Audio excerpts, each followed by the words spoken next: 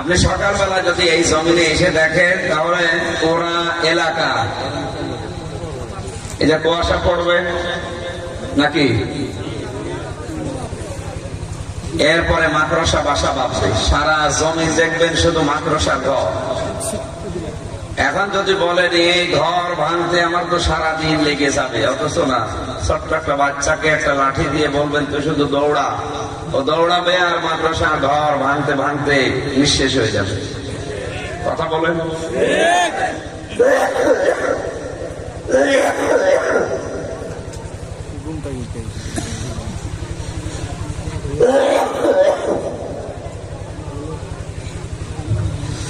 আল্লাহ তাআলা জানাতে চেয়েছেন পৃথিবীতে শয়তানের যত দৌরাত্ম, যত চক্রান্ত, সবগুলো এরকম দুর্বল। আপনি শুধু ঈমান নিয়ে সামনে দাঁড়াবেন, ওগুলো এমনিতেই ভয়ে পালিয়ে যাবে।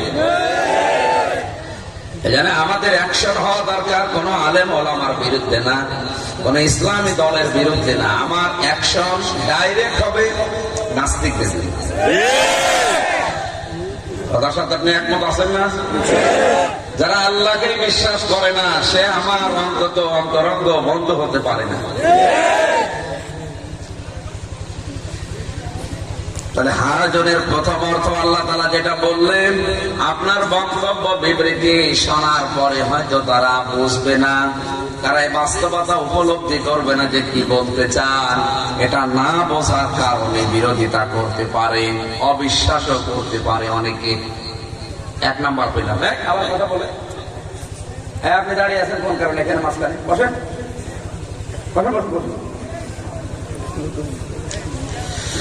দ্বিতীয় অর্থ হচ্ছে আপনি কোরআনের বক্তব্য যখন তুলে ধরবেন, হয়তো সিলেটে আবহমান কাল থেকে এমন এমন ইবাদত অনেকে পালন করছে যেগুলো ইবাদত না। কারণ ইবাদত হওয়ার জন্য আল্লাহর হুকুম লাগবে, রাসূলের নিয়ম লাগবে। নবীজি জীবনে ওই কাজ করেছেন, এইটা এক নাম্বার। দুই নাম্বার, ওর ভেতরে আমার আল্লাহর বিধান লাগবে, যে আল্লাহর হুকুম আছে কিনা। আপনি আমি মনে করি ভালো মনে করছে যে কাজটা ভালো, দেখতে ভালো, ইবাদত না। আপনি আমি ভালো মনে করলে ইবাদত হবে, বিষয়টা এমন না। তাহলে তো যে যে দলে আছে ওর ইবাদত ওই রকম হইতো। বুঝতেছেন? আদম নবী থেকে শুরু করে আমাদের নবী মুহাম্মদুর রাসূলুল্লাহ সাল্লাল্লাহু আলাইহি ওয়াসাল্লাম পর্যন্ত যত নবী দুনিয়া এসেছে, এমন নবী বিদায় নিয়েছে যার সাথে একজনের আর একজন দেখা হয়নি। এরকম নবী নেই। হযরত আদম যখন ছিলেন তখন মুসা নবী, এটা এখন ক্লাস হচ্ছে, ছাত্রের মতো জবাব দেবে। হযরতে মুসা নবী যখন দুনিয়াতে ছিলেন, ইব্রাহিম নবী যখন ছিলেন তখন ঈসা নবী, হযরতে ঈসা যখন দাওয়াতি কাজ করেছেন তখন মুহাম্মদুর রাসূলুল্লাহ। কি বুঝলেন এ পর্যন্ত?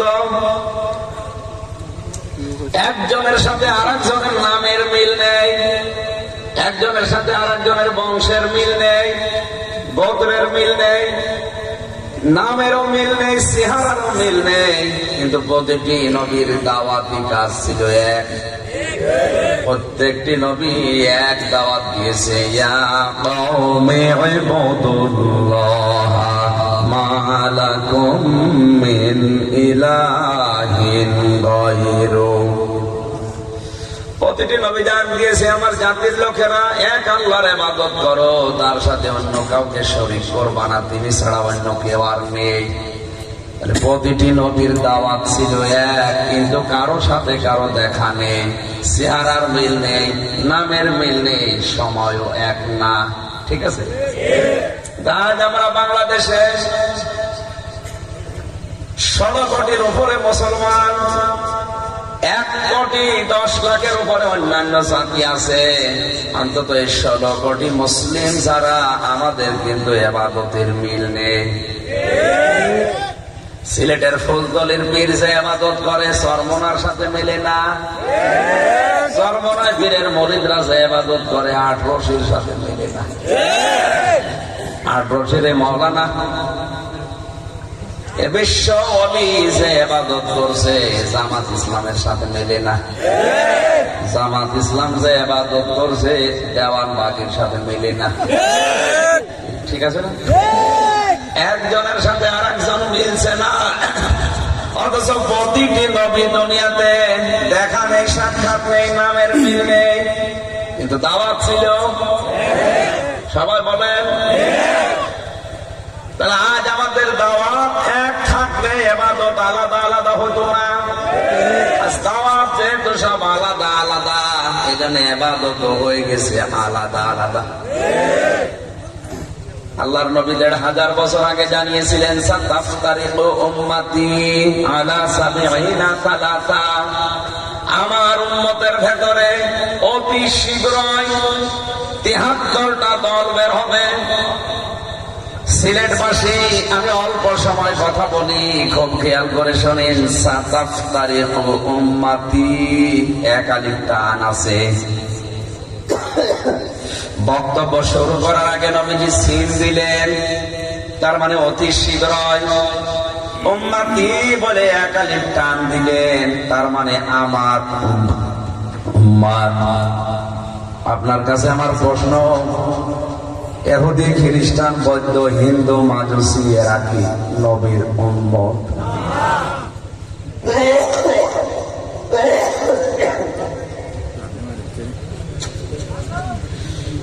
হয় না।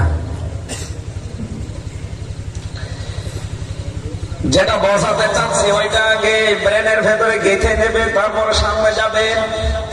আমার উম্মত বলতে এখানে নবী ১,১০,০০,০০০ অন্যান্য জাতিকে বাদ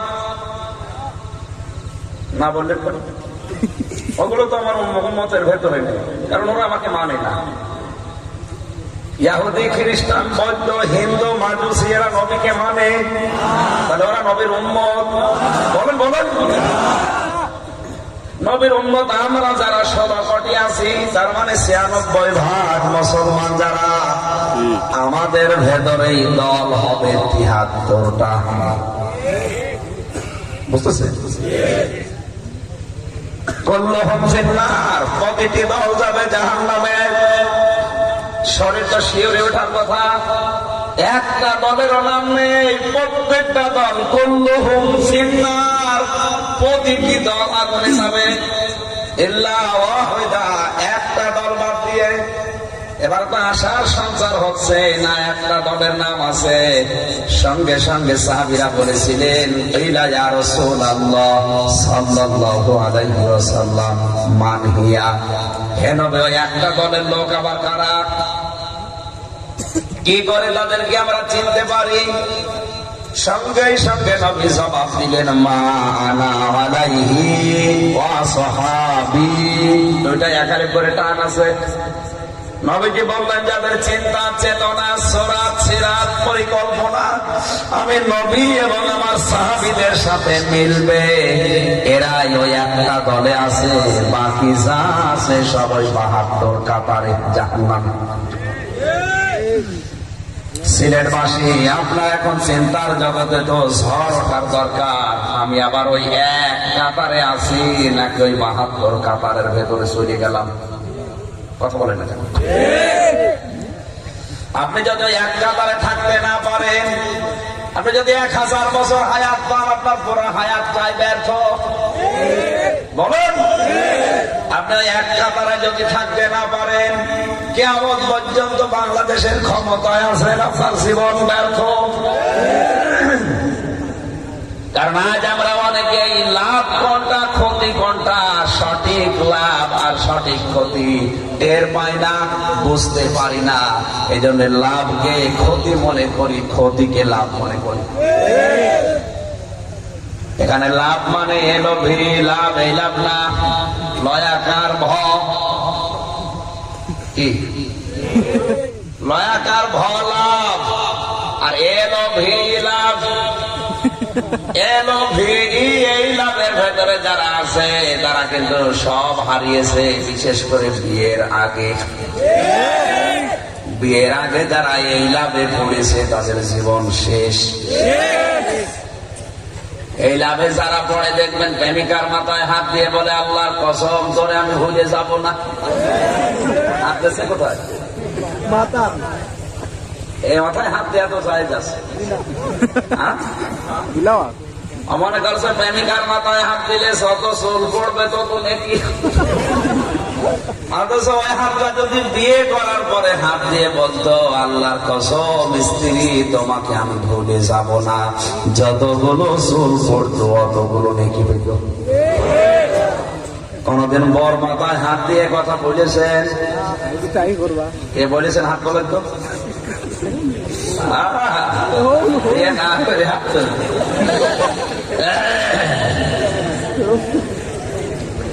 আমার ভাইরা খুব খেয়াল করে শুনবেন, পৃথিবীর ময়দানে লাভ কোনটা ক্ষতি কোনটা এটা না আসলে আমরা টের পাচ্ছি না।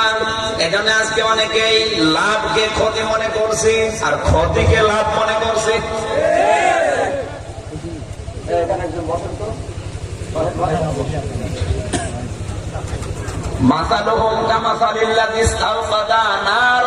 আল্লাহ নিজেই উদাহরণ দিয়ে দিয়ে কোরআন বুঝিয়েছেন। এই জন্য বারবার উদাহরণ দিলে আপনি ভালো করে ক্যাচ করতে পারবেন। এই যে ওয়াহেদ ভাই বাড়ি কুমিল্লা আমার সাথে এসেছে, উনি পরীক্ষা দেবে, ম্যাট্রিক পরীক্ষা। কি পরীক্ষা? ম্যাট্রিক পরীক্ষা দিয়ে রেজাল্ট বের হয়েছে, অথচ পরীক্ষার সময় কিচ্ছু লেখে নাই, সাদা খাতা জমা দিয়েছে, একেবারে সাদা খাতা। হেড স্যারকে গিয়ে বলছে স্যার খাতা জমা দিলাম সাদা, কিন্তু মার্ক চাই 99। স্যার বলছে তোর তো কিছু লেখা নেই, শুধুমাত্র এখানে লেখা আছে রোল নাম্বার আর নাম, আমি ওখানে নাম্বার দেব কোথায়?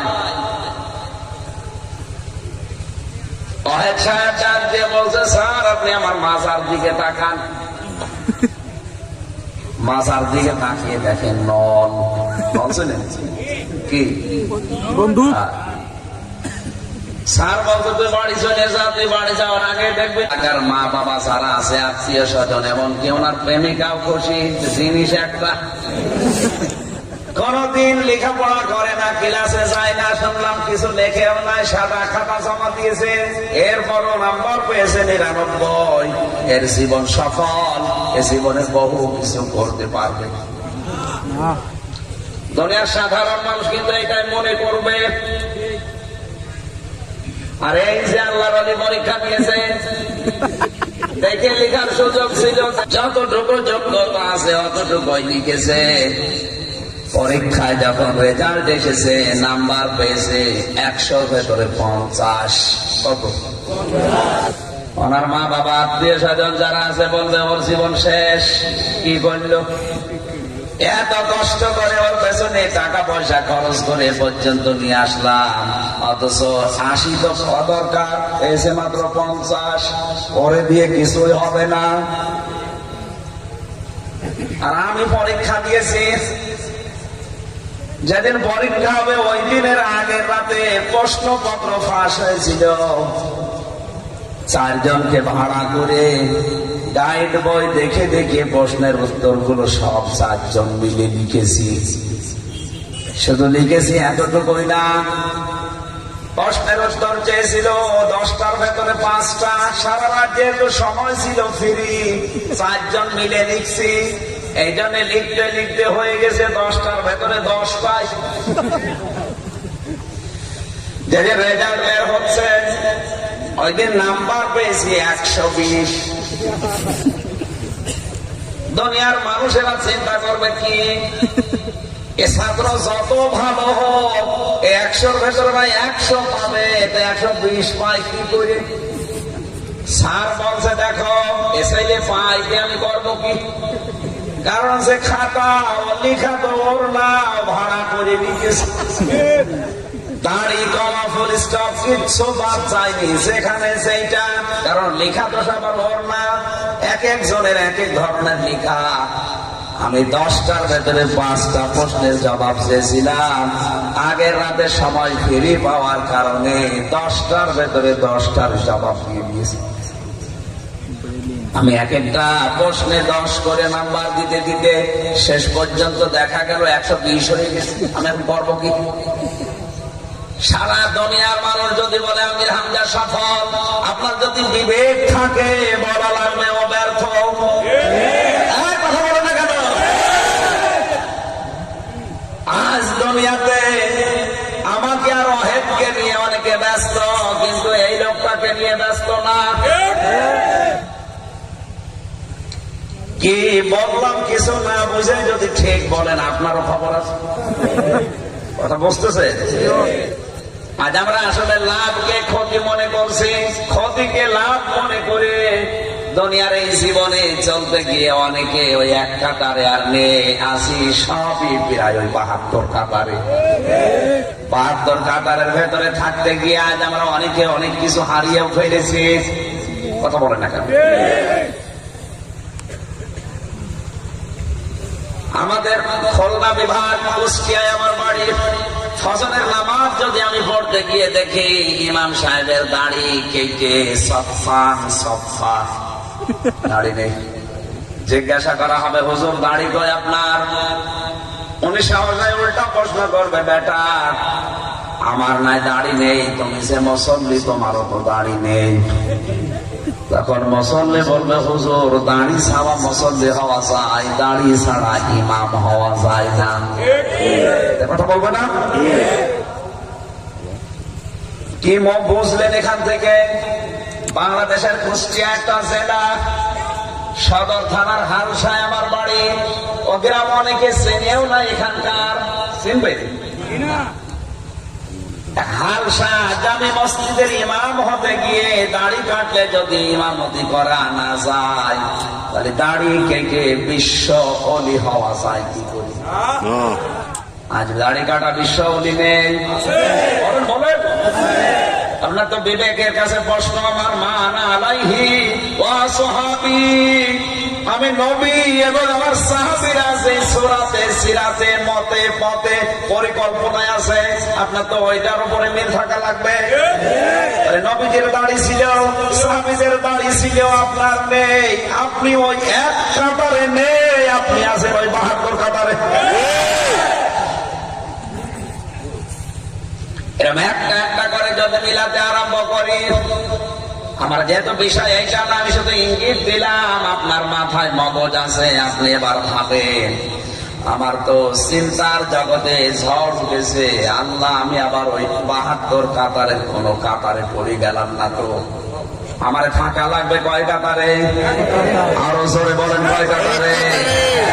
ওই এক কাতারে থাকতে হলে যে বানানো ইবাদত গুলো চলছে, সব নবীর ইবাদত যেহেতু এক ছিল, কিন্তু তাদের সময় এক ছিল না, নাম এক ছিল না, বংশ এক ছিল না, কিন্তু ইবাদত ছিল এক। আজ আমাদের ইবাদত হওয়া লাগবে এক, নাম আলাদা যাই হোক। এক কথা বলে না কেন? নাম ফরফরা, আটরশি, ফুলতলি, দেওয়ানবাগি, রাজারবাগি, সর্বনাই, জামাত ইসলাম চাই বলেন, আমার ইবাদত হওয়া লাগবে এক। এটা কি এখন আছে? আজ নেই। আমার তো ভয় হচ্ছে, আমি কিন্তু এক কাতারের ভেতরে এখন আর নেই। এখন 72 কাতারের যে কোনো কাতারে আছি, আর 72 কাতারের যে কোনো এক কাতারে থাকলে আমি জান্নাতি না জাহান্নামী? এত সহজ কথা যদি না বোঝার ভান করে থাকেন, সুতরাং আমরা এক কাতারে থাকার জন্য আজকের এই মাহফিলে হাজির হয়েছি। আল্লাহ কিছু না করবো, আজকে এক কাতারের পরিচয় নিয়ে যাওয়ার তৌফিক দিন। জোরে বলেন আমিন। কোরআনে কারিম উপস্থাপন করতে গেলে সমাজে সিলেটে এমন এমন বানানো ইবাদত আছে যেগুলো আসলে ইসলাম না, কিন্তু আবহমান কাল থেকে মানুষ ইসলাম মনে করে পালন করছে। কোরআনের তাফসীর করতে গেলে ওইগুলো একটাও টিকবে না। তখন যারা সামনে এতদিন ইবাদত মনে করে পালন করছে, তারা আমাকে ভালোবাসা দূরের কথা আমার শত্রু হবে, আমার হাতিয়া তফাজা দিতে বন্ধ করবে। কথা বলে না কেন? কিন্তু আল্লাহর এই ধরনটা বাদ দিয়ে আমি কি মন মতো আলোচনা করবো?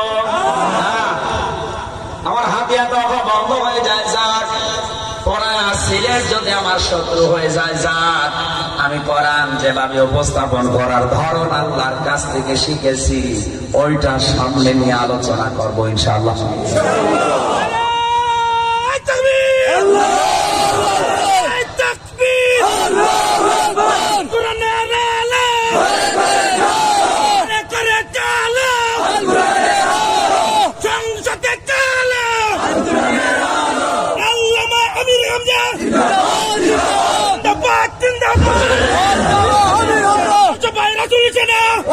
আলহামদুলিল্লাহ ভাই,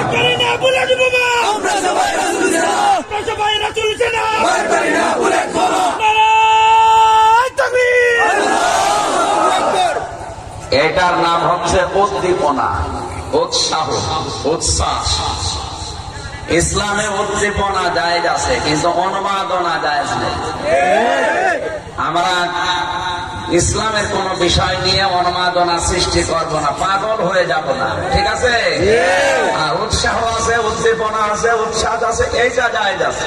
এটা না থাকলে আবার এদেশের রাম আর বাম মনে করবে, মনে হয় এদেশে ইসলাম। এই জন্য আমরা উৎসাহকে কাজে লাগাবো উদ্দীপনায়, কিন্তু অনুমাদনায় নিয়ে যাবো না। অনুমাদনায় নিয়ে গিয়েই তো আজ জঙ্গিবাদ তৈরি করি। আজ অবলা সরলা ছেলে মেয়েদেরকে নিয়ে জঙ্গিবাদে জড়ায় যারা, এরা কিন্তু অনুমাদনা তৈরি করে। বিচারক যদি মেরে ফেলতে পারো, তোমার সরাসরি জান্নাত। এটা কি উদ্দীপনা না অনুমাদনা? ইসলামে অনুমাদনা নেই, বৈরাগ্য বলে কিছু ইসলামে নেই। আমরা সতর্ক থাকবো ইনশাআল্লাহ। বিশেষ করে সিলেটের মানুষেরা, এই সিলেট শাহজালাল রহমতুল্লাহ আলাইহির পদধূলির কারণে বলেন, যদিও অনেকে এটা শিরকের আখড়া বানাচ্ছে। আল্লাহ রাব্বুল আলামিন কোরআনে কারীম উপস্থাপন করার ধরনে আমরা যেটা শিখলাম, কি করে আমি কোরআন আপনাদের সামনে উপস্থাপন করবো, আল্লাহ আর একটা আয়াতে দলিল দিয়েছেন। সূরা নাহাল 14 নম্বর পারা 11 নম্বর পৃষ্ঠার 4 নম্বর লাইনের 44 নম্বর আয়াতের শেষের দিকে আছে, ওয়া আনজালনা ইলাইকা যিকরা লিতুবাইয়িনা লিন-নাসি মা নুজিলা ইলাইহিম ওয়া লাআল্লাহুম ইয়াতাফাক্কারুন।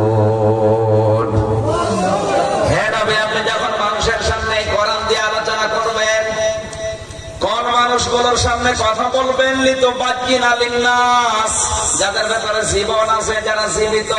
তাহলে কোরআনের ব্যাখ্যা করা লাগবে মরা মানুষের সামনে না জীবিত? হ্যাঁ বলেন।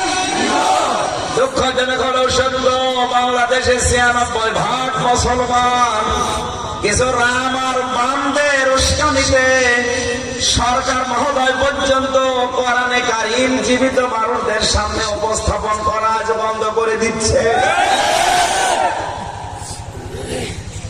যে মানুষগুলো কোরআনের মাহফিলে 140 ধারা পর্যন্ত জারি করে, সব কমপ্লিট হওয়ার পরেও যারা মাহফিল বন্ধ ঘোষণা করে, এই লোকটার বাবা মারা যাক, আমারে ডাক দিয়ে বলবে আমির হামজা কোরআন পড়ে দিন।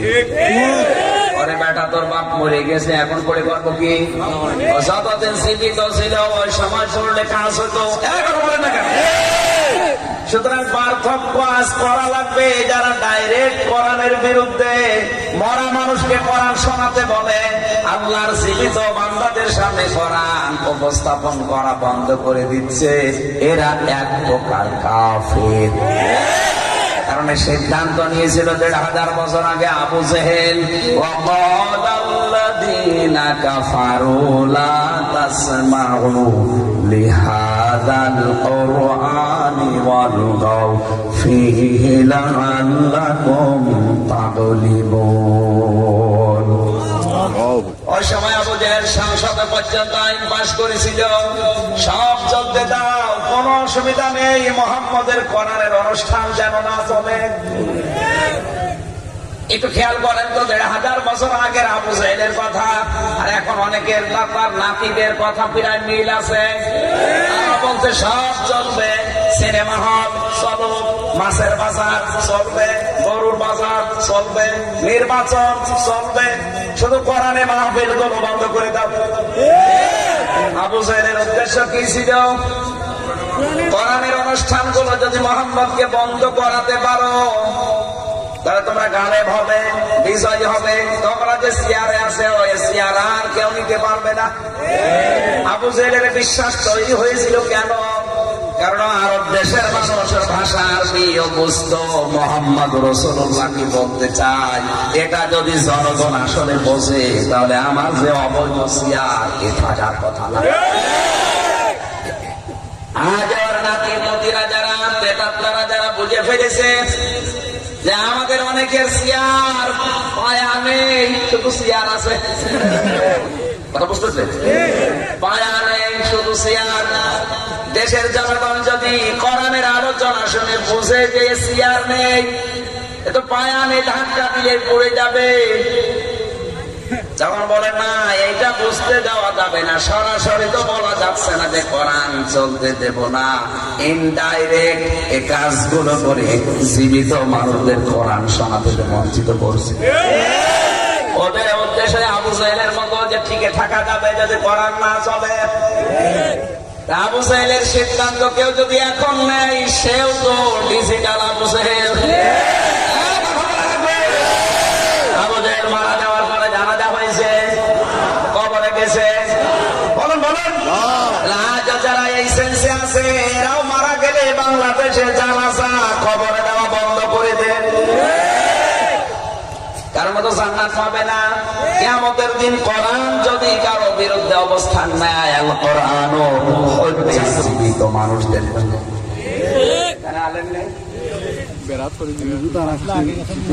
লাম ব্যবহার করা হয় জীবিত মানুষদের জন্য।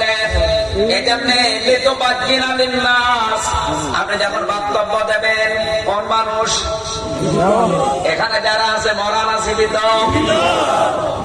সুতরাং আমাদের উচিত হবে স্পষ্ট দলিল আর প্রমাণ তুলে ধরা। আর আপনার দায়িত্ব কি? আপনি জীবিত, আপনি জিন্দা। কারণ আজকের এই কথাগুলো নিয়ে বাড়ি যে ঠান্ডা মাথায় আপনি চিন্তা ভাবনা করবেন। কথা বুঝতেছেন? আমি গতানুগতিক কথা কিন্তু বলি না। এক মোসানবীর কাহিনী দিয়ে 2.5 ঘন্টা শেষ করে মোনাজাত না। আপনি যদি 2.5 ঘন্টা কথা শোনেন কমপক্ষে 1 লক্ষ তথ্য ওর ভেতর থেকে বের করবো। আপনি যদি 1 ঘন্টা কথা শোনেন কমপক্ষে 50,000 কথা ওর ভেতর থেকে আমরা বের করবো। আপনি 10 মিনিট শোনেন, 10 মিনিটে যেন 10টা তথ্য ওখান থেকে বের করা যায়। কিন্তু আপনার মন থাকা লাগবে দিকে। আসেন আসেন আসেন এখানে। এদিকে দিকে দেখানো বন্ধ করেন, সব বন্ধ। 1 ঘন্টা 15 মিনিট সময় নিলাম, সব বন্ধ করে দেবেন। আমার ভাইরা,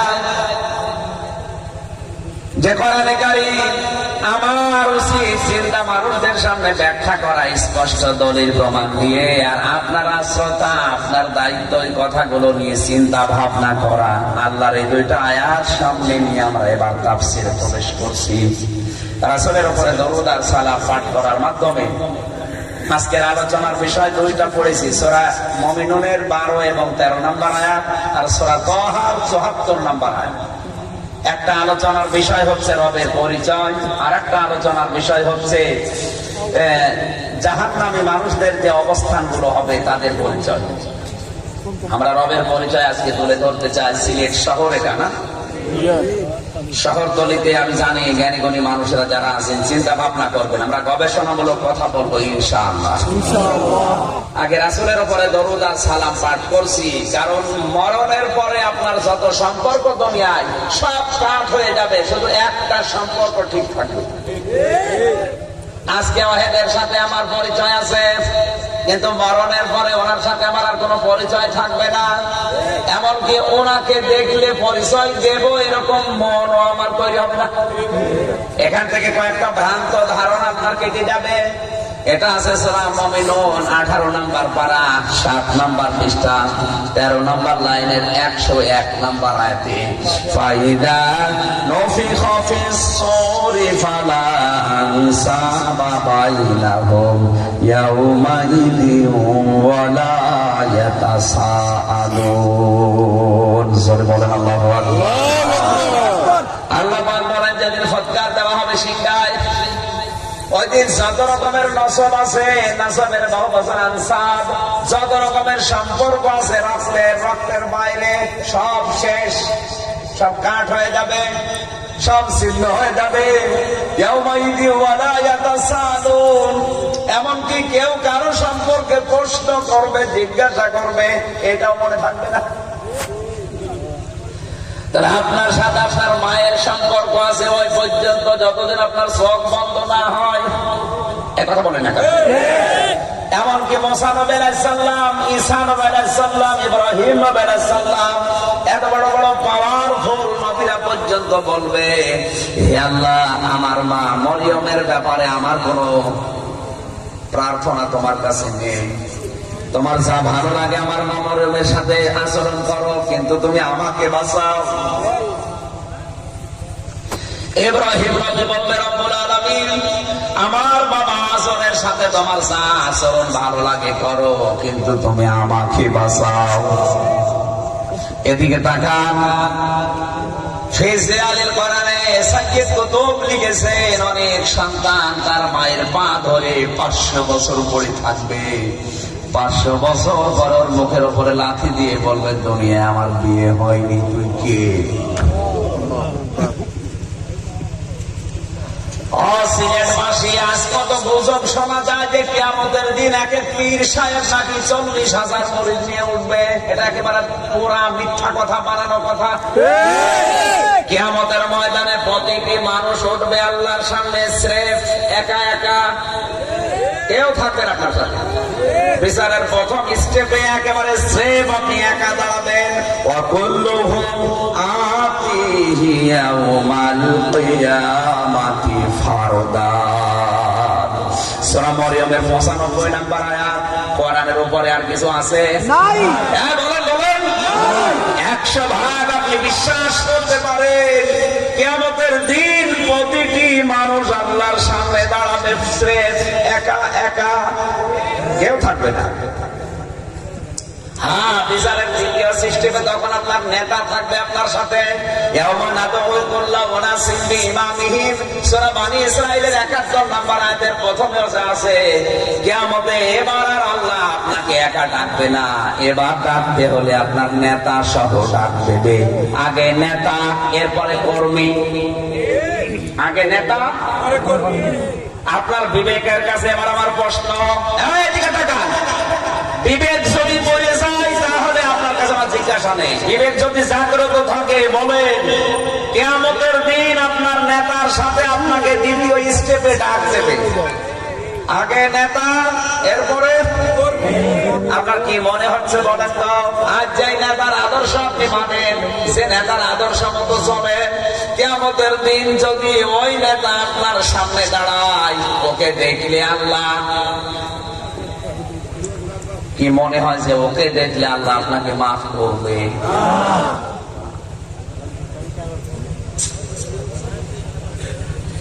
সিলেটবাসী খুব দরদ নিয়ে কথা বলছে। আপনি এখনই বলছেন না, আমি যার আদর্শ মানি, যার পেছনে আছি, একে যদি কিয়ামতে আল্লাহ দেখে, একে মাফ করার কথা না। কারণ দিনের চরিত্র একরকম, রাতের চরিত্র আর এক রকম। এর যদি আপনি এখনই বলে যে আল্লাহ মাফ করবে না, তাহলে আপনি তো ধরা খেয়ে বসে আছেন। কথা বলেন, এই ধরা খাবেন বলে মনে হচ্ছে কার? হাত তোলেন তো। এই কয়েকজন পাগল আসলে না না, এরাই বুদ্ধিমান, এরাই টের পেয়েছে আসলে আমি কি বলতে চাচ্ছি। কিয়ামতে এক একজন পীর 40,000 70,000 মুরিদ নিয়ে সব বের হবে, সব বানানো কথা, ওদের সব ব্যবসার কথা। প্রতিটি মানুষ আল্লাহর সামনে দাঁড়াবে স্রেফ একা একা। পয়সা করে প্রতিটি মানুষের চিন্তা থাকবে, আল্লাহ আমার কি হবে? আমি এবার এখান থেকে যেটা দিতে চাই, এত বড় বড় পাওয়ারফুল নবীরা যদি নিজের মায়ের কথা, বাবার কথা আল্লাহর কাছে না বলে যে আল্লাহ ওদের ব্যাপারে আমার কোনো কথা নেই, তুমি আমাকে বাঁচাও, নিজের আপন মা যদি পরিচয় না দেয়, কিয়ামতের দিন আপনার পীর সাহেব আপনার পরিচয় দেবে, আপনার কি বিশ্বাস হয়? মা যদি বলে আমার বিয়ে হয়নি, তুই কে? আপনার ভাই যদি বলে তুই কে করে আমি চিনি না, অনেক পীর বলবে আল্লাহ আমি পীর ছিলাম না, আর যদি বলে আমি পীর ছিলাম ধরা কথা। বেশি বলে ফেললাম, এটা হবে আগে থেকে কোরআন থেকে জেনেছি। সূরা মুমিনুন 101 নম্বর আয়াত। কারো সম্পর্কে প্রশ্ন চলে আসবে না যে ও কেমন আছে এ বলবেও না। এটার সত্যতা প্রমাণ করার জন্য আমি আর একটা আয়াত বলছি, সূরা আবাসা। লিকুল্লি ইমরিইন মিনহুম ইয়াওমাইযিন শানুন ইউগনি। প্রতিটি মানুষ তার নিজেকে নিয়ে ব্যস্ত থাকবে, অন্যের কথা তার মাথায়ও আসবে না। জোরে বলেন সুবহানাল্লাহ। কেউ যখন কারো দিকে তাকায় না, পরিচয় দিয়ে আবার ভয় করে, তখন একটা মাত্র আওয়াজ হবে কিয়ামতের ওই ময়দানে, রব্বি হাবলি ইয়া উম্মতি। তিনি আর বলবে না আল্লাহ তুমি আমাকে বাঁচাও, তিনি বলবে আল্লাহ তুমি আমার উম্মতকে বাঁচাও। সবার দৃষ্টি ওই দিকে যাবে। কে গো? কেউ যখন পরিচয় দিচ্ছে না এই লোকটাকে, সবার দৃষ্টি ওই দিকে তাকিয়ে দেখবে উনি আর কেউ না, উনি আমাদের নবী মুহাম্মদ রাসূলুল্লাহ। সুতরাং ওই রাসূলের উপরে দরুদ আর সালাম পাঠ করার মাধ্যমে আজকের নির্ধারিত 2টা আয়াত পড়েছি। একটা আয়াত থেকে তাফসীর আমি আরম্ভ করছি। জবান খুলে কোরআনের শোনালে আয়াত একটু পড়েন। আউযু বিল্লাহি মিনাশ শাইতানির রাজীম। বিসমিল্লাহির রহমানির রহিম।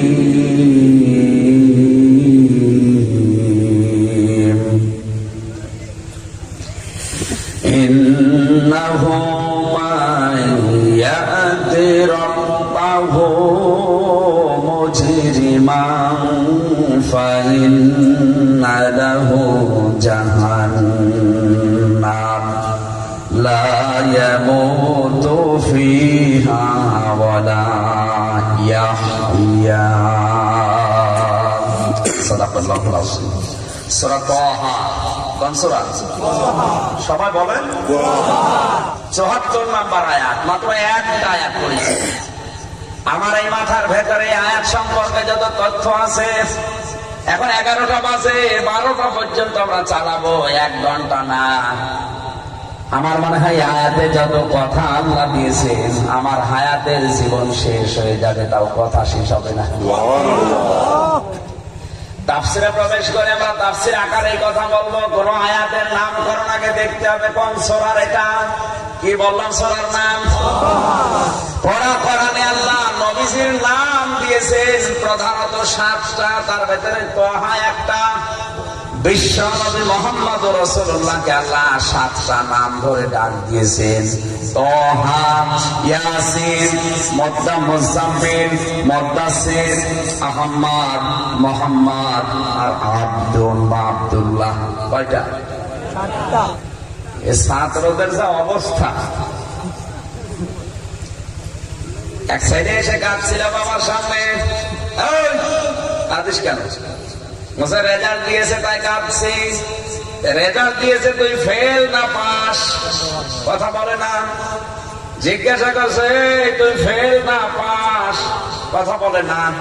ধমক দিয়েছে তুই ফেল না পাস? বলছে আব্বা ফেল করলে তো কথা ছিল, ছিলাম 5-এ, নামিয়ে দিয়েছে 3। অন্তত ফেল করলেও তো একটা পদে ছিল, আমারে নামিয়ে দিয়েছে। এখন আমার 5-এ উঠতে আর 2 বছর লাগবে। ছাত্র বসে আছে আমার জবাব চাইলে যা বলছেন আপনাদের কিন্তু বাড়ি যাওয়ার আগে 3 নামিয়ে দেব। জবান খুলে জবাব দেবেন ছাত্রের মতো। সূরা তাহা, এটা কার নাম? অফিসের নাম। জোরে বলেন কার নাম? 74 নম্বর আয়াতে আল্লাহ ঘোষণা দিচ্ছেন, ইন্নাহু মাইয়াতি রাব্বাহু মুজরিমান। অবশ্যই কোন বান্দা যদি পাপিষ্ঠ হয়ে, মুজরিম হয়ে, গুনাহগার হয়ে তার রবের সামনে হাজিরা দেয়, ফাইন্না লাহু জাহান্নাম, রব তাকে জাহান্নামে দেবে। কোথায়? লা ইয়ামুতু ফিহা ওয়ালা ইয়াহইয়া। জাহান্নামে এই লোকটা বাঁচবেও না, মরবেও না, বাঁচা মরার মাঝখানে থাকবে। এবার আসেন আয়াতের মূল কথা বলছে, আছেন তো আপনারা? এটা দু একজন করে ওঠে, এরা কারা? পোশাক করো না, ঠিক আছে। যাচ্ছে আবার জল বেঁধে মনে হচ্ছে যে মিছিলে যাবে। একজন একজন করে যান নাকি ওখানে গিয়েও গল্প করেন? ওসব সম্মেলন চলছে, একজন করে যান, আবার যাওয়ার পরে চলে আসবেন। অনেকের আবার এই বিশেষ করে সিলেট বিভাগে আর চট্টগ্রাম বিভাগে বিড়ি খাবার নেশা থাকে। দুই বিভাগের জন্য আবার বিড়ির মাসলা আলাদা। আপনি আমার খুলনা বরিশাল এই এলাকায় যে যদি বিড়ি খান, আপনাকে মসজিদের ইমামতি তো দূরের কথা, মসজিদ ঝাড়ু দিতেও দেবে না। আর এই এলাকার অনেক ইমাম পর্যন্ত বিড়ি খায়। এটা যেহেতু রেকর্ড হচ্ছে, আমি এই জন্য আর বেশি বললাম না। আপনারা খান, আপনাদের এই দুই বিভাগের জন্য বিড়ি সিগারেটের মাসলা আলাদা। আপনারা বাবা শাহজালাল ওদের কাছে কুত্তা বিড়াল সব।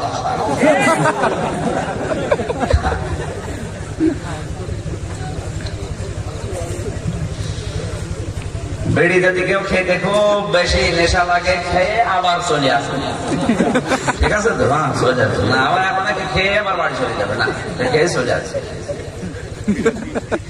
এবার আমি যে তথ্যটা বলতে চাচ্ছি, আলেম আর শিক্ষিত মানুষ যারা আছেন তারা একটু অ্যাক্টিভ হন, এদিকে তাকান। আল্লাহ তাআলা আয়াতের ভেতরে জানালেন, যে ব্যক্তি মুজরিম হয়ে, পাপিষ্ঠ হয়ে, গুনাহগার হয়ে, এখানে মুজরিম শব্দের শাব্দিক অর্থ হচ্ছে পাপিষ্ঠ। এই পাপিষ্ঠকে আল্লাহ পাক কবিরা গুনাহগার বলে আখ্যা দিয়েছেন। পাপিষ্ঠ মানে সগীরা গুনাহগার না, পাপিষ্ঠ মানে কবিরা গুনাহগার। কি গুনাহ? বলেন বলেন। কবিরা গুনাহ আমি আমার এই দৃষ্টিতে পেয়েছি 72টা বড় বড়, এর ভেতরে 7টা সবচাইতে বড়। এমনিতেই কবিরা গুনাহ মানে বড় গুনাহ, তার ভেতরে আকবারুল কাবায়ের মানে সবচাইতে বড় গুনাহ 7টা। কয়টা? তার 1 নাম্বার হচ্ছে বিনা কারণে মানুষ হত্যা করা। এদেশে নেই, আসতে বলেন। 1 নাম্বারটা হচ্ছে আল্লাহর সাথে শিরিক করা। 1 নাম্বারটা আল্লাহর সাথে শিরিক করা। আল্লাহ যেটা পারে ওটা অন্য কেউ পারে, এই বিশ্বাস করার নাম শিরিক। আল্লাহ যেটা পারে অনেক পীরও পারে, আল্লাহ যেটা পারে অনেক নেতাও পারে, আল্লাহ যেটা পারে আমার মা বাবাও পারে, এই বিশ্বাস করার নাম। সবাই বলে আইন দিতে পারে শুধুমাত্র আল্লাহ না। এবার অনেকে জবাব দেয়, আইন দিতে পারে শুধুমাত্র আমার ইমান থেকে কথা বলছে, কে বেজার হবে, নারাজ হবে, দরকার নেই। আমি আমার আল্লাহর দিকে তাকিয়ে বলছি, আইন দিতে পারে শুধুমাত্র আল্লাহ। আল্লাহ যে শুধু দিতে পারে এর প্রমাণ কি? সূরা আলে ইমরান 4 নাম্বার পারা 9 নাম্বার পৃষ্ঠা 3 নাম্বার লাইনের 154 নাম্বার আয়াতের মাঝের অংশে আছে, ইয়াকুলুনা হাল্লানা মিনাল আমরি মিন শাইইন কুল ইন্নাল আমরা কুল্লাহু লিল্লাহ। হে নবী, ওরা যদি আপনাকে প্রশ্ন করে আইন তৈরি করার কোন ক্ষমতা, পাওয়ার, শক্তি আমাদের আছে, আপনি বলেন না এটা তৈরি করতে পারে শুধুমাত্র আল্লাহ। সুতরাং আল্লাহর এই দায়িত্ব আজ যারা নিজেদের হাতে তুলে নিয়ে আইন বানাচ্ছেন, আপনি আল্লাহর সাথে শিরিক করছেন। এই শিরিক দেশে নেই। এই শিরিককে যারা সাপোর্ট করে, এই শিরিককে যারা প্রতিষ্ঠিত করার জন্য চেষ্টা করে, ওরাই হচ্ছে ডিজিটাল মুশরিক। তাহলে কবিরা গুনাহ 72টার ভেতরে বড় বড় গুনাহ কয়টা? 7টার ভেতরে 1 নাম্বার আল্লাহ যেটা পারে ওইটা অন্য কেউ পারে, বিশ্বাস করার নাম। এখন শিরিক কত প্রকার? আমি তাফসীর পড়তে গিয়ে বেশি মামানা শিরক লাগাতানা শারহান শিন রা কাফ। এই শিরিক প্রধানত 4 প্রকার: শিরিক বিল জাত, শিরিক বিল সিফাত, শিরিক বিল ইখতিয়ারাত, শিরিক বিল হুকুক। এই 4 প্রকার শ্রেণী বিভাগ করলে হয় 8 প্রকার। এই 8 প্রকার ভাগ ভাগ করলে হয় 12 প্রকার। এই 12 প্রকার ভাগ ভাগ করলে হয় 22 প্রকার। এই 22 প্রকার ভাগ করলে হয় 42 প্রকার। এই 42 প্রকার ভাগ করলে হবে 72 প্রকার। এই 72 প্রকার শ্রেণী বিভাগ করলে হবে 120 প্রকার। এই শিন রা কাফ, এই শব্দটা 120 প্রকার শুধু এর ভেতরে লুকিয়ে আছে। আমি যদি এখন শুধু শিরিক নিয়ে আলোচনা করি 120 প্রকার, 1 মিনিট করে হলো 120 মিনিট সময় লাগবে, 2 ঘন্টা 20 মিনিট। দুইটা ঘন্টা শুধু এই শিরিকের উপরে এত কথা এর ভেতরে লোকে আমি সামারাইজ করে এক কথায় জবাব দিয়েছি: আল্লাহ যেটা পারে ওইটা অন্য কেউ পারে, এই বিশ্বাস করার নাম। এদেশে যদি কেউ থাকেন আপনি নিজেকে এখনই থামান, কথা বলেন না কেন? দ্বিতীয় নম্বর, বিনা কারণে মানুষ হত্যা করা, যেটা দেদারসে চলছে। সূরা নিসা 5 নম্বর পারা 12 নম্বর পৃষ্ঠা 5-7 নম্বর লাইনের 93 নম্বর আয়াত: ওয়া ইয়াকতুল মুমিনা মুতাআম্মিদান ফাজাযাউহু জাহান্নাম খালিদান ফিহা ওয়া গাদিবা আল্লাহু আলাইহি ওয়া লা'নাহু ওয়া আ'আদ্দা লাহু আযাবান মুহিনা। আযাবান আলিমা, মহিনা না আলিমা না, আমি মনে হয় মোনাজাত করে যাব। জি না, এরা ওঠে কেন? এই ছেলে বসো, 1-1.5 ঘন্টা বসে থাকতে পারে না, কি করে? টান মারছে।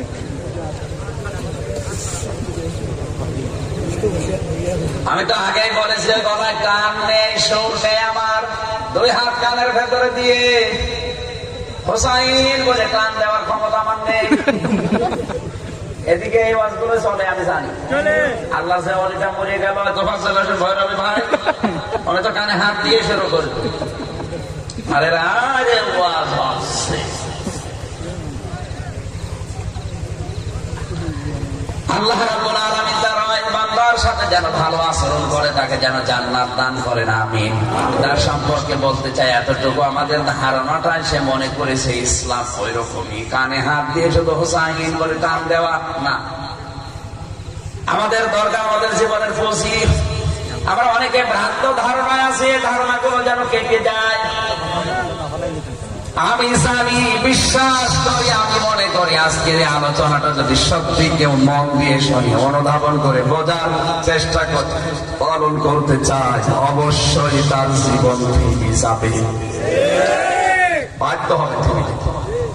আমায় একদল মুমিনা মুতাআম্মিদান, যে ব্যক্তি কোন মুমিনকে ইচ্ছা করে হত্যা করে, কি করে?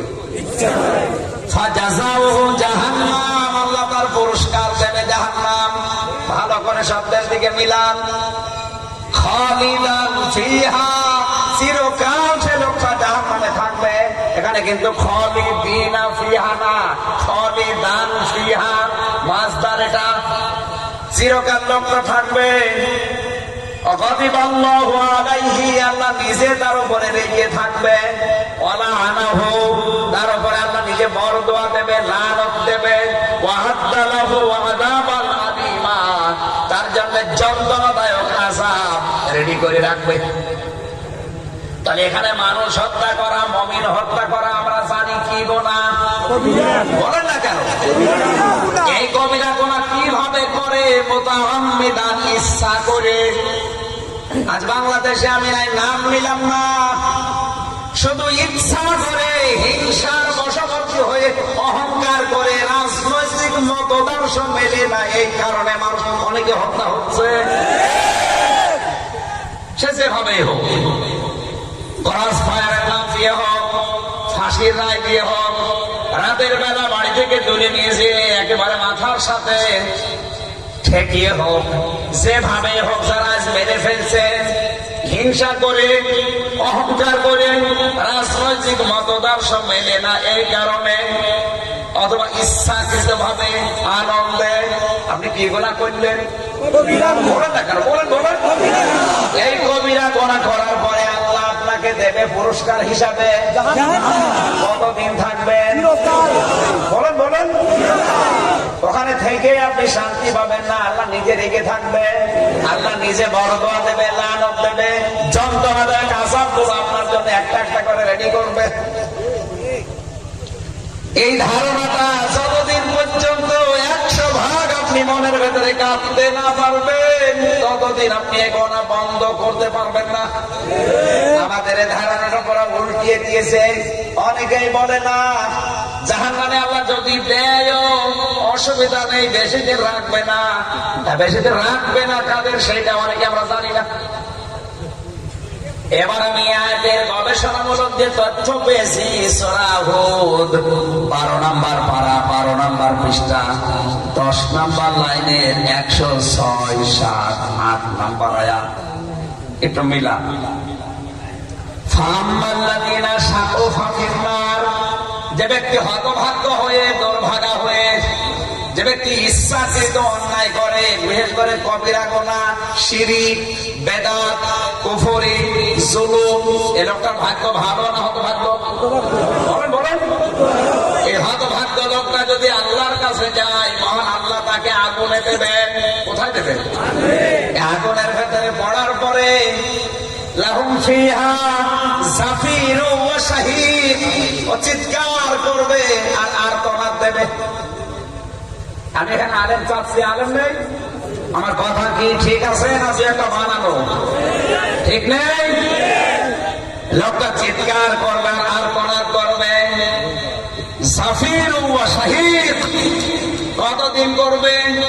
খালিদিনা ফিহা, চিরকাল। এই চিরকাল মানে কতদিন? না না, এই চিরকাল মানে কতদিন? আমার আল্লাহ এখানে একটা আরবি ফ্রেজ ব্যবহার করেছেন, খেয়াল করেন। সূরা হুদ 106, 107, 108 নম্বর আয়াত। এটা বলছে 107 নম্বর আয়াত। খালিদিনা ফিহা, চিরকাল কতদিন? মা দামাতিস সামাওয়াতু ওয়াল আরদ, আসমান আর জমিন যতদিন বিদ্যমান থাকে। এই আরবি ফ্রেজের এক কথায় অর্থ হচ্ছে চিরকাল। আমি বোঝাতে পারিনি। এটা কি বললাম? আরবি ফ্রেজ, আরবি বাংলা ফ্রেজ হয় না, ইংরেজি ফ্রেজ হয় না, এটা আরবি ফ্রেজ। এর এক কথায় প্রকাশ হচ্ছে চিরকাল। চিরকাল বলার পরে আল্লাহ কিন্তু শেষ করে দেয়নি। আয়াতের শেষের দিকের কথা, ইল্লা মা শাআ রাব্বুকা, যদি তোমার রব চায় তবে ভিন্ন কথা। তার মানে উনি বের করতে চাইলে বের করতে, কথা বলে না কেন? এই শব্দটার সঠিক ব্যাখ্যা, অর্থ, বিশ্লেষণ না জানার কারণে আজ আমরা এই মানুষ হত্যা বন্ধ করতে পারছি না।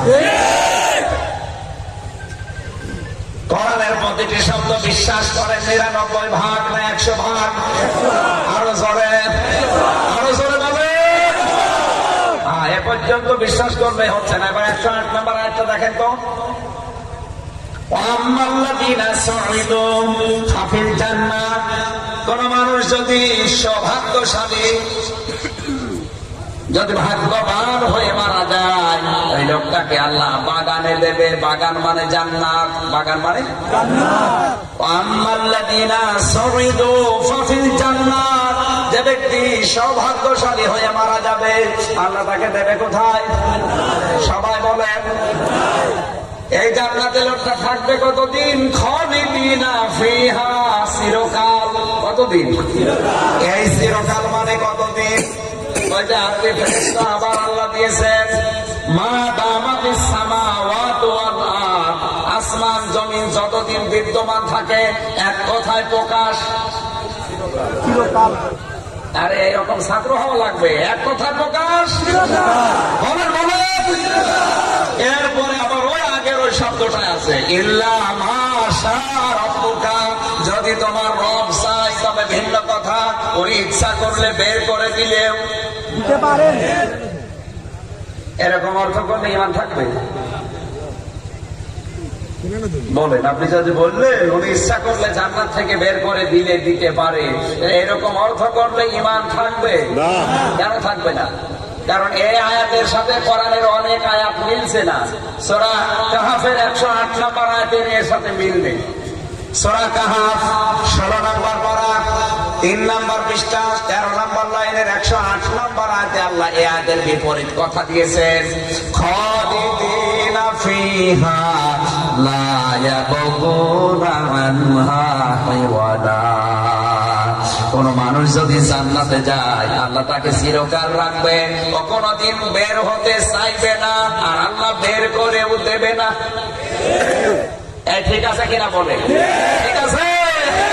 তাহলে ওখানে ইল্লা মাশা রাব্বুকা জাহান্নামের ক্ষেত্রে অর্থ করছেন আল্লাহ বের করে দিতে পারে, আর জান্নাতের ক্ষেত্রে বলছেন না, দেবে না। আপনি কি মন মতো অর্থ করবেন না? আর আমরা যদি ওইভাবে অর্থ মিলাই ইল্লা মাশা রাব্বুকা, তাহলে এই আয়াতের সাথে কন্ট্রাডিকশন, এই আয়াতের সাথে বৈপরীত্য মিলছে না।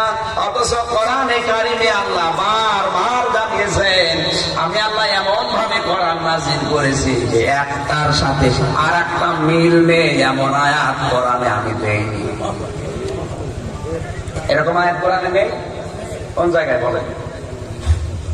সূরা নিসা 5 নম্বর পারা 10 নম্বর পৃষ্ঠা 3 নম্বর লাইনের 82 নম্বর আয়াত, ওয়ালাউ কানা মিন ইনদি গায়রিল্লাহি লাওয়াজাদু ফীহি ইখতিলাফান কাসীরা। হে নবী, এই কোরআন যদি আমি আল্লাহ বাদে অন্য কেউ নাযিল করত, আপনি দেখতেন এর এক আয়াতের সাথে আর এক আয়াতের মিল নেই। সূরা হুদের 106, 107, 108 এই তিনটা আয়াতের ব্যাখ্যায় দুই রকম অর্থ করে ফেলেছি। এই কারণে তো এই দেশে গণা বন্ধ হচ্ছে না। আপনি ইল্লা মাশা রাব্বুকা খালিদিনা ফিহা মা দামাতিস সামাওয়াতু ওয়াল আরদু, জাহান্নামের কথা বলার পরে অর্থ করছেন আল্লাহ চিরকাল রাখবে, চিরকাল রাখবে, যদি ইচ্ছা করে বের করে দেবে। আর জান্নাতের ক্ষেত্রে এসে বলছেন চিরকাল রাখবে, চিরকাল রাখবে, ইচ্ছা করলে বের করে দেবে না। একটা কথা হলো, যাদের মাথায় মগজ আছে একটু বাড়িতে চিন্তা করেন। হ্যাঁ, আমি আবার বলছি, কেউ যদি ইচ্ছাকৃত ভাবে আনন্দ শিখছে, কোন চাপ নেই, মন চাচ্ছে তাই করছে, হিংসার বশবর্তী হয়ে অহংকার করে কেউ যদি মানুষ হত্যা করে, মুমিন হত্যা করে, এটা কি গুনাহ? এই কবিরা গুনাহ করার পরে তাওবা করার সময় আছে, কিন্তু তাওবা করেনি। এত বলে না কেন? তাওবা করার সময় আছে। তাওবা মানে যার কাছে অন্যায় করেছে তার কাছে অনুশোচনা করা, অনুতপ্ত হওয়া, মাফ চাওয়া, স্বীকার করা, জীবনে আমি আর এরকম করবো না এই বলা। এরকম কাজ যারা করছে তাদের সময় আছে, কিন্তু আপনি তওবা করলেন না, হেলায় খেলায় সময় নষ্ট করলেন।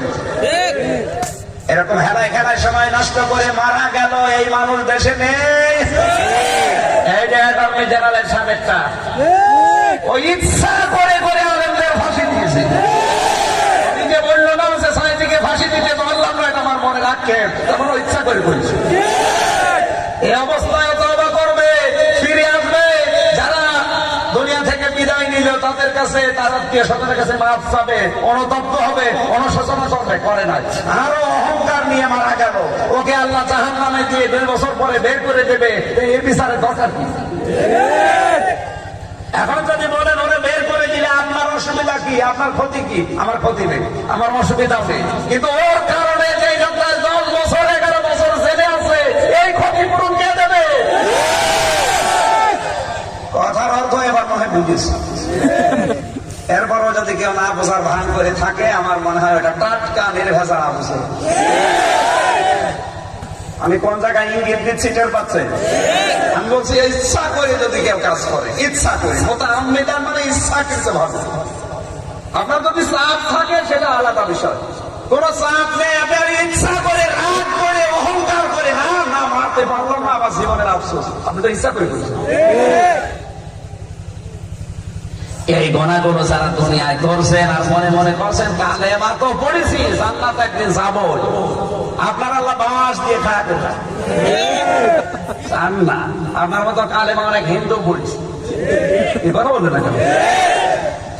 আমার দাদা বলছিল ওই পাকিস্তানের মিলিটারি বাহিনী যখন মানুষকে ধরে, একজনকে ধরে বলছে এই বেটা তুই মুসলমান না হিন্দু?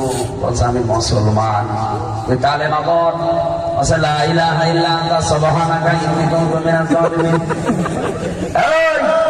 এই যে বন্দুক, কি বললি? এটা কালেমা না মুসিবতের দোয়া? ও বলছে স্যার আমি কি কম মুসিবতে আছি? আমি কি কম মুসিবতে আছি? আমি কি ধরে রেখেছে? কালেমা না মুসিবতের দোয়া দরকার নেই, আমি বেঁচে গেলে হবে। এই দেশে অনেকে এইরকম কালেমা মুখস্থ করে আছে, কোন রকমের বেঁচে গেলে হবে, আপনি পারবেন না।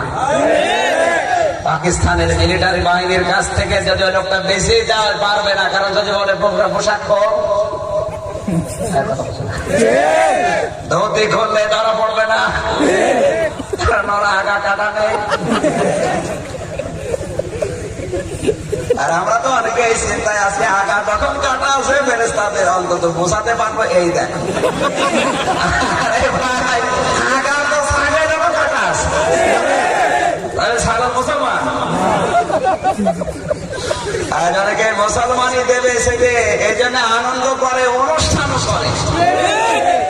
ছেলের মুসলমানি দেওয়ার সময় অনুষ্ঠানই করা লাগবে, যে হাল খাতা করে অনেকে।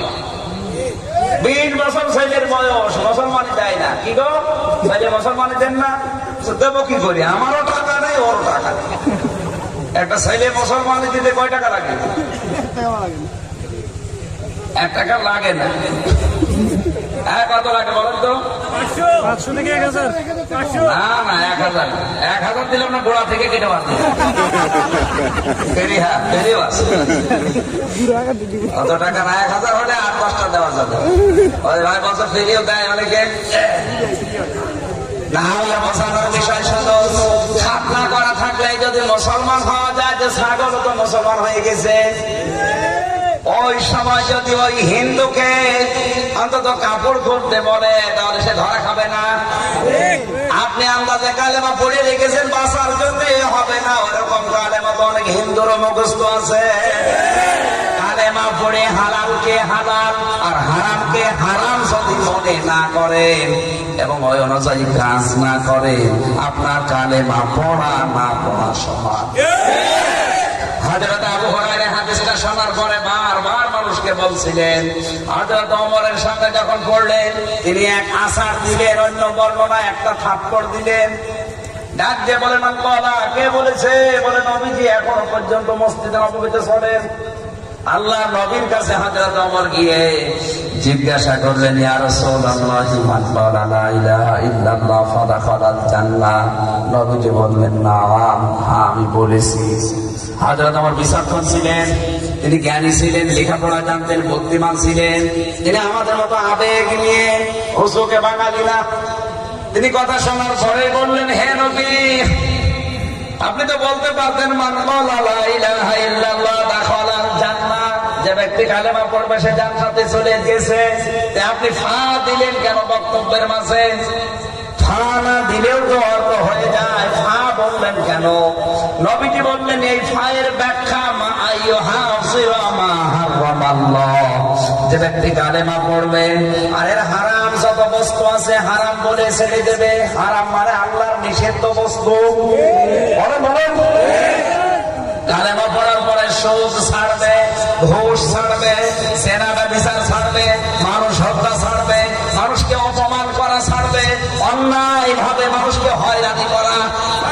বলো না কেন এগুলো ছাড়ে না? এগুলো যেটা সে করছে, তাই এর কালেমা পড়া না পড়া সমান না। আপনাকে আমি সতর্ক করলাম, ইচ্ছা করে জৈবে এগুলো করেন আনন্দ চিত্তে, আপনার চাপ নেই এরপরেও, আর আপনি জান্নাত যাবেন হা করে বসে আছেন এই ধান্দা বাঁধতে।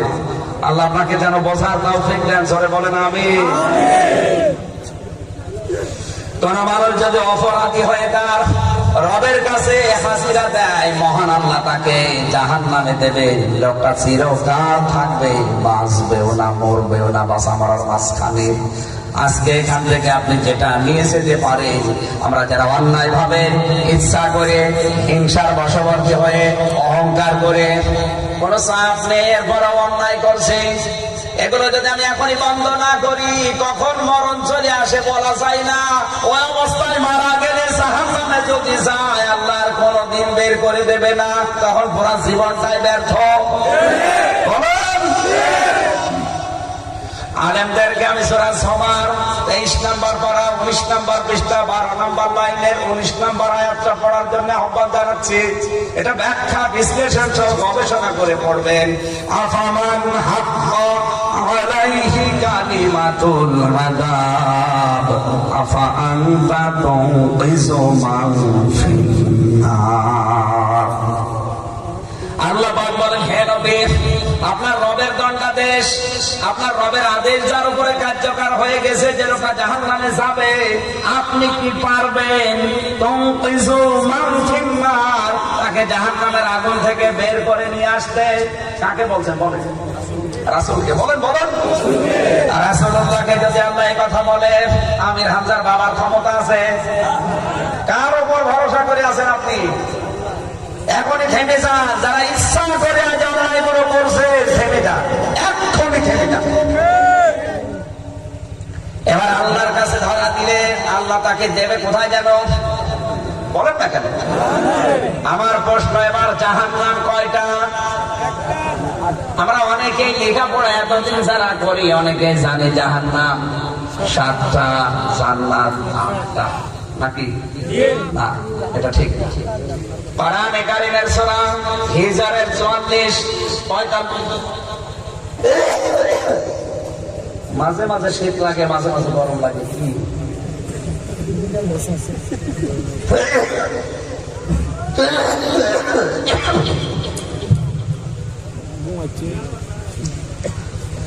লাহা সাবআতু আবওয়াব লিকুল্লি বাবিন মিনহুম জুজউম মাকসুম। আল্লাহ পাক বলেন, জাহান্নাম একটা, তার দরজা 7টা। জাহান্নাম একটা, দরজা 4টা। যে ব্যক্তি যে অপরাধ করবে, আল্লাহ তাকে সেই অপরাধের কারণে ওই দরজা দিয়ে প্রবেশ করাবেন। আমরা জানি মাদ্রাসায় একটা ক্লাসরুম আছে 1 থেকে 10 পর্যন্ত 10টা। যে যে ক্লাসে পড়ে ওই দরজা দিয়ে সে প্রবেশ করে। কথা বলেন না কেন? তাহলে জাহান্নাম আজকে থেকে কয়টা? এতদিন জানতেন, কোনদিন কিন্তু পড়েননি, শুধু শুনে শুনে। জাহান্নাম আবার বলছি কয়টা? জাহান্নামের দরজা 4টা, দরজা বা স্তর 7টা।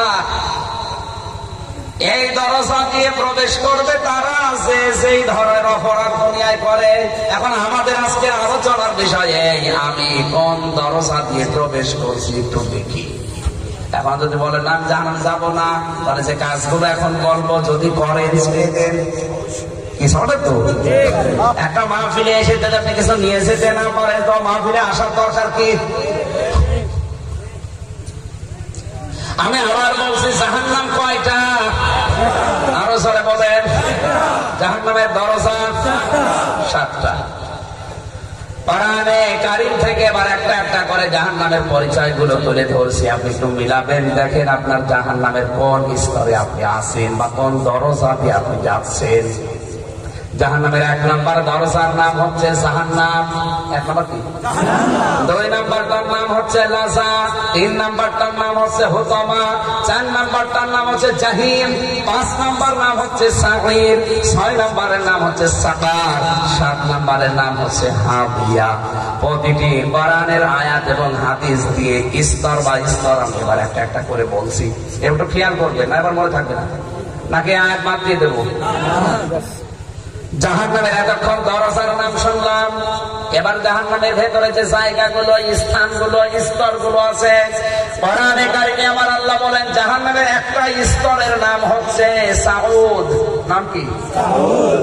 এটা আছে সূরা মুদাসসিরের 17 নম্বর আয়াতে, সাউরে হে ও সাউদা।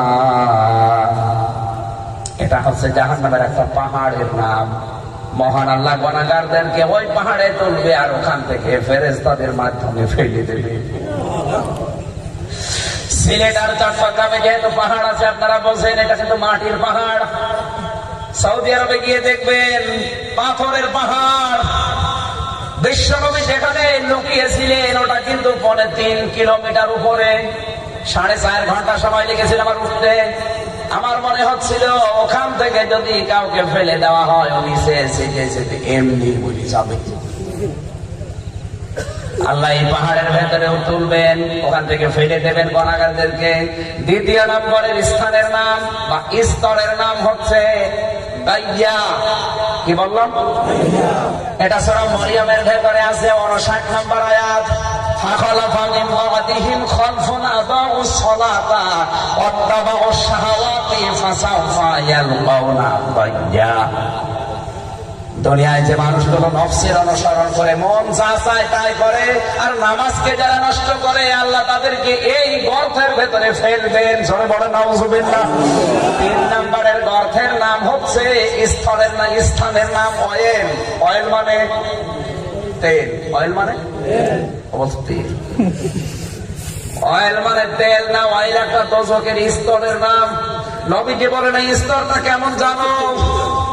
কেউ যদি এই স্তরের উপর থেকে একটা পাথর ফেলে দেয়, নিচে পৌঁছাতে 70 বছর সময় লাগবে। কিসের নাম বললেন? পাথরের। কিসের? আপনাদের কি 5-এ থাকতে ইচ্ছে করছে না 3 নামবে? 5-এ জবাব দেন না কেন? পাথরের ওজন বেশি না তোলার ওজন বেশি? আপনি যদি 10 তলা বিল্ডিং এর উপর থেকে 1 কেজি পাথর আর 1 কেজি তুলা ফেলে দেন, আগে নিচে আসবে কোনটা? কেন? নবীজি তোলার নাম বলতে পারতেন, তোলা বলেননি। বলেছেন কি? তার মানে পাথর পড়তে যদি 70 বছর লাগে, আমি হামসা পড়তে কয় বছর লাগবে? এই যে একটা একটা করে যেগুলো বললাম, সাউদা, গাইয়া, ওয়াইল, এগুলো জাহান্নামের এক একটা স্থানের নাম। এগুলো কি? এবার আমরা একটা একটা করে দরজার নাম রাখবো, আর এই দরজায় লেখা আছে কে কোন অপরাধ করবে এই দরজা দিয়ে প্রবেশ করবে। আমি একটা একটা করে বলছি, আপনি মিলাবেন। প্রথম নাম্বারে ভয়ঙ্কর যে দরজা, তার নাম আমি পেয়েছি কোরআনের হুতমা। নাম কি? সবাই বলে হুতমা। মানে এটা জাহান্নামের জ্বলন্ত আগুনের একটা কুণ্ডি। জাহান্নামের জ্বলন্ত আগুনের কুণ্ড এটা। মহান আল্লাহ বলেন এই জাহান্নামে হুতমায় কারা যাবে জানেন? ওয়াইলুল লিকুল্লি হুমাযাতিল লুমাযা আল্লাযী জামা'a মালাহু ওয়া আদ্দাদা। রব্বুল আলামিন বলেন ধ্বংস হয়ে যাক, দুর্ভোগ নষ্ট হয়ে গেছে, ওগুলো ধ্বংস হবেই হবে। ওই মানুষগুলো যারা সামনে পেছনে মানুষের নিন্দা করে, মানুষের গীবত করে, মানুষকে ছোট করার জন্য চেষ্টা করে। এই অপরাধ বাংলাদেশে এখন নেই। দেখবেন কিছু মানুষের চরিত্র ও যদি চেয়ারে থাকে, নিচের মানুষকে কি করে অপমান করা যায়, নিচের মানুষগুলোর সম্মান কি করে নষ্ট করা যায়, সব সময় ওই চিন্তায় থাকে। যেমন আমার কুষ্টিয়ার এসপি, ওর কাজ নেই কাম নেই, সব সময় ধান্দা কি করে আলেমদের পেছনে লেগে তাদের সম্মান নষ্ট করা যায়। এত নিকৃষ্ট কথা বাংলাদেশে আর কেউ বলতে পারে না। এই লোকটা জাহান্নামে হুতমার দরজার সামনে দাঁড়িয়ে আছে, ওদের জাহান্নামে হুতমার দরজা দিয়ে যাবে, আর কারো ফতোয়া লাগবে? হ্যাঁ, ও যদি বাঁচতে চায় এখনই ওকে তওবা করা লাগবে, কারণ এখনো তওবার দরজা বন্ধ হয়ে যায়নি। আর যদি ইবলিসের মতো কি হয়েছে, কি বলিসিটা হয়েছে কি, ইবলিসকে যেমন আল্লাহ এই অহংকারের কারণে 2টা জিনিস থেকে বঞ্চিত করে দিয়েছে। 1 নম্বরে ইবলিসকে আল্লাহ কোনোদিন ক্ষমা করবে না, 2 নম্বরে ইবলিসকে আল্লাহ কোনোদিন জান্নাতে দেবে না। কথা বুঝতেছে? কুষ্টিয়ার এসপি সহ আজ বাংলাদেশে যে সমস্ত রাম বাম নাস্তিক মোরতাদরা আজ মানুষের পেছনে লেগে আছে, মানুষের সম্মান নষ্ট করা যায় কি করে, মানুষকে ছোট করা যায় কি করে, এই মনোভাব যাদের, আপনি কিন্তু হোক আমার দরজার সামনে। এখনো যদি ওরা পরিবর্তন না হয় শুধু ঠেলা দেব।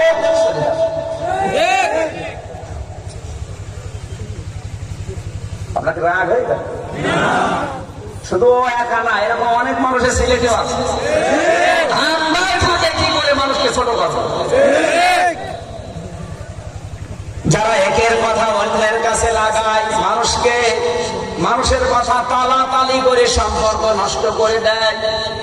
অনেক হয়তো মনে করতে পারেন এ আর তেমন কি, এতটুকু গোনায় আল্লাহ এত বড় জাহান্নামের দরজার সামনে দেবে না। এই গোনাটা এত মারাত্মক, সামাজিক অবক্ষয় তৈরি করার জন্য, সমাজ নষ্ট করার জন্য এই গোনাটা সবচাইতে ভয়ঙ্কর। বিশেষ করে তালাতালি করা, একের কথা অন্যের কাছে লাগিয়ে সম্পর্ক নষ্ট করা। নবীজি জানিয়েছেন তোমরা যদি তিনজন কোন জায়গায় থাকো, সেখানে দুইজন আলাদা হয়ে ফিস ফিস করে কথা বলবো না, কেন ওই লোকটার মনের ভেতরে উল্টা পাল্টা ধারণা আসতে পারে। এই ঘোড়া দেশে নেই। ইহাদের পক্ষে একটা হাদিস পেয়েছিলাম, হযরত মুসা আলাইহিস সালামের জামানায় একবার বৃষ্টি বন্ধ ছিল, অনেকদিন বৃষ্টি হয় না। তিনি চাটিয়াল ময়দানে গেলেন উম্মতদেরকে নিয়ে, দোয়া করলেন রব্বুল আলামিন বৃষ্টি দাও। একবার দুইবার তিনবার মুনাজাত করার পরেও বৃষ্টি নাযিল হয় না। মুসা নবী রাগী নবী ছিলেন, গেলেন ডাক দিয়ে বলেন রব্বুল আলামিন, এগুলো নয় আমার উম্মত, আমার মায়া লাগছে, কিন্তু তোমার তো বান্দা, তোমার কি মায়া লাগে না? আল্লাহ বলেন মায়া তো লাগে, কিন্তু বৃষ্টি দেব না। মুসা নবী আরো রেগে গেছেন, বৃষ্টি দেওয়াই লাগবে। আল্লাহ বলছেন দেব না। দেওয়াই লাগবে বলছে দেব না, দেওয়াই লাগবে দেব না। দেবে না মানে তাহলে বানাবে কেন? হযরত মুসা জবাব দিলেন, আল্লাহ তুমি যদি বৃষ্টি না দিয়ে মারতে চাও তো মানার দরকার কি ছিল? আল্লাহ তাআলা বলেন, মুসা আমি বুঝতে পেরেছি তোমার রাগ কি পর্যায়ে আছে। শোনো, আমি তোমার মোনাজাত বারবার ফেরত দিয়েছি শুধু তোমার কারণে না। তুমি যাদেরকে নিয়ে দোয়া করছিলে ওদের ভেতরে নামিমা তালাতালি করা একজন মানুষ আছে। ওই লোকটা যতদিন পর্যন্ত তোমার মোনাজাতে হাত তুলবে ততদিন তুমি নবী হলেও তোমার দোয়া কবুল হবে না। মুসা নবী বলছে, আল্লাহ তুমি শুধু ওর নাম বলো, দেখো ওরা কি করি। আল্লাহ বলছে না,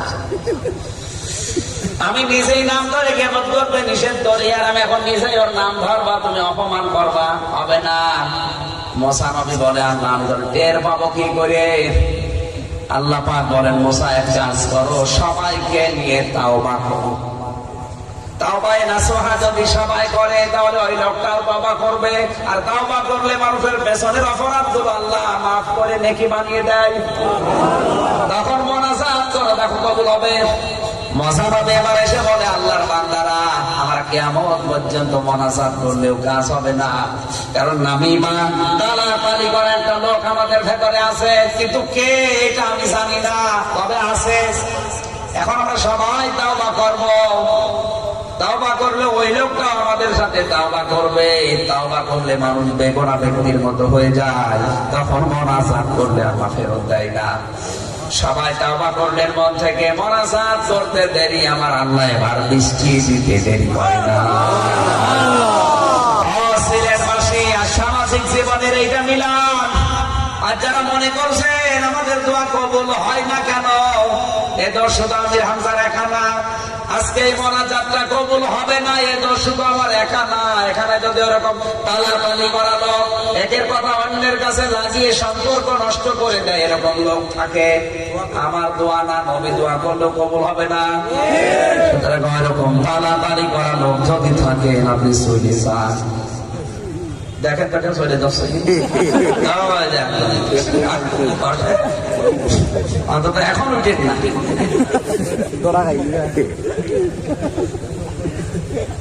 আমার ভাষা কি বুঝতেছেন? কি বোঝালাম? যারা তালাতালি করে, একের কথা অন্যের কাছে লাগায়, সম্পর্ক নষ্ট করে দেয়, এককে অন্যকে ছোট করার জন্য, তার মান সম্মান নষ্ট করার জন্য চেষ্টা চালায়, এই লোকটাকে আল্লাহ জাহান্নামে হোতামার দরজা দিয়ে প্রবেশ করার বলে না কেন?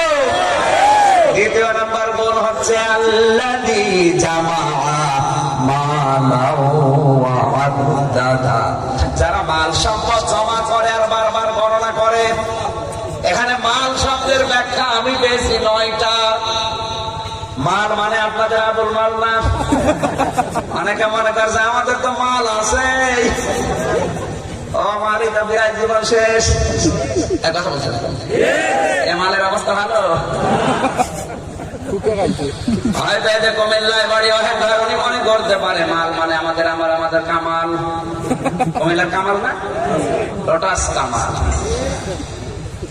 ওনার কিন্তু দায়িত্ব, মালের দায়িত্ব। মাল মানে অর্থ, মাল মানে কি? উনি অর্থমন্ত্রী না? তাহলে মাল মানে কামালও না, আবুল মালও না, মাল মানে আপনি এবার মিলান। এই মালগুলো যদি আপনার জীবনে আসে, 9টা বলেছি, কয়টা? 1 নম্বরে মাল মানে অস্ত্র শস্ত্র, 2 নম্বরে মাল মানে অর্থ সম্পদ, 3 নম্বরে মাল মানে রাষ্ট্রীয় চেয়ার, 4 নম্বরে মাল মানে নেককার স্ত্রী। আপনারা কি আমার কথা বুঝতেছেন নাকি আন্দাজে ঠিকঠাক করছেন? বুঝতেছেন? তাহলে 1 নম্বরে মাল মানে অস্ত্র শস্ত্র, যারা এগুলো হাতে রাখে এগুলো একটা মাল। এগুলো কি? যারা এগুলো হাতে রাখে আর মনে করে আমার কাছ থেকে আর কেউ নিতে পারবে না, অথবা রাষ্ট্রীয় চেয়ার যারা পেয়েছে তারা যদি মনে করে আর কি আমাদের আগে আমার কাছ থেকে কেউ নিতে পারবে না। আল্লাযী জামা, যারা জমা করে, মালাহু ওয়া আদ্দাদা, এই মাল আর গণনা করে, ইহসাবু আন্না মালাহু আখলাদা, আর ধারণা করে এই মাল কোনদিন আমার কাছ থেকে আর কেউ নেবে না, স্থায়ীভাবে থাকবে। এই ধারণা অনেকের আছে না? আপনি জাহান্নামে হোতামার দরজায় দাঁড়িয়ে আছেন।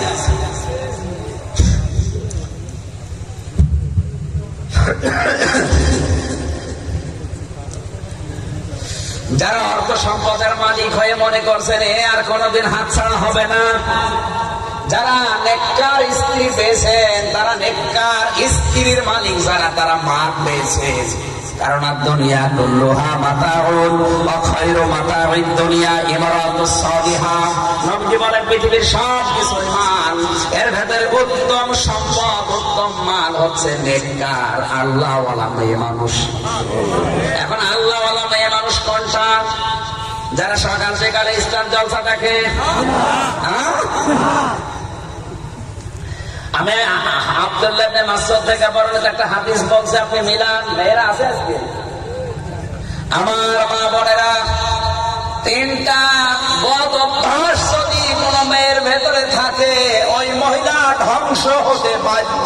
ওর দুনিয়াও শেষ, আখিরাতও শেষ। নাকি বলবো না? আমি মেয়েদেরকে নিয়ে এই বছর খানিক ধরে একটা বই লিখেছি শুধু মেয়েদের উপরে। গাড়ি কোথায়? এই গাড়ির পেছনে আছে। মেয়েদের জন্য নিয়ে যাবেন, যাদের বউ, যাদের মেয়ে, যাদের মা উল্টা পাল্টা আছে, অবাধ্য আছে। ওই বইটা 112 পৃষ্ঠা, অনেক তথ্য আছে। ওটা নিয়ে পুরা পড়াবেন, আশা করছি, আমি বিশ্বাস করছি মানুষ ভালো হবে। সিলেটবাসী মেয়েরা যারা এসেছেন তাদেরকে এবার বলছে, হাদিস হচ্ছে 3টি বদ অভ্যাস, বদ গুণ যাদের ভেতরে আছে, মহান আল্লাহ বলেন দুনিয়া আখিরাত তার ধ্বংস। 1 নম্বরে কারণে অকারণে যারা স্বামীর সাথে কথা বন্ধ করে দেয়। ভালোই চলছে, হঠাৎ দেখবেন কথা বন্ধ করে দিয়েছে, আর কথা বলে না। এরকম বউ আছে কার? হাত তোলেন তো।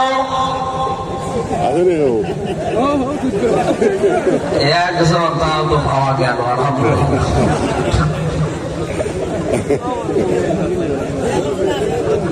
ওদের কোন জাহান্নামে আছে ওই ভালো জানে।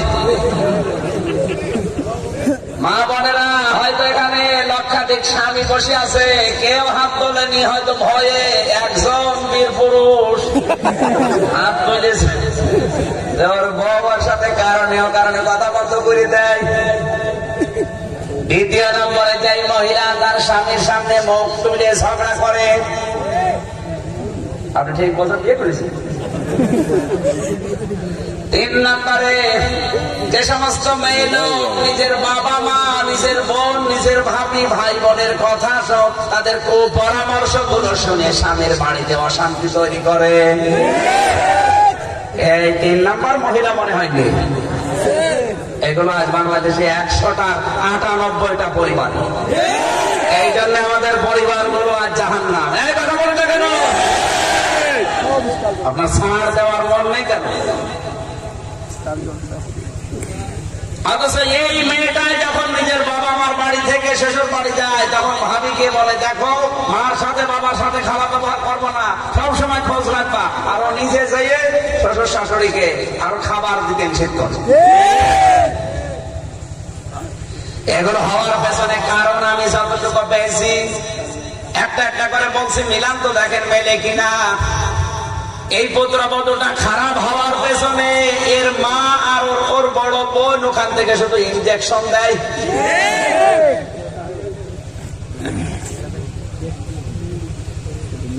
ওর মা আবার মাঝে মাঝে মানুষের কাছে গল্প করে, জানো আমার যে জামাই এ আল্লাহর ওলি, খুব ভালো জামাই, মাটির মানুষ।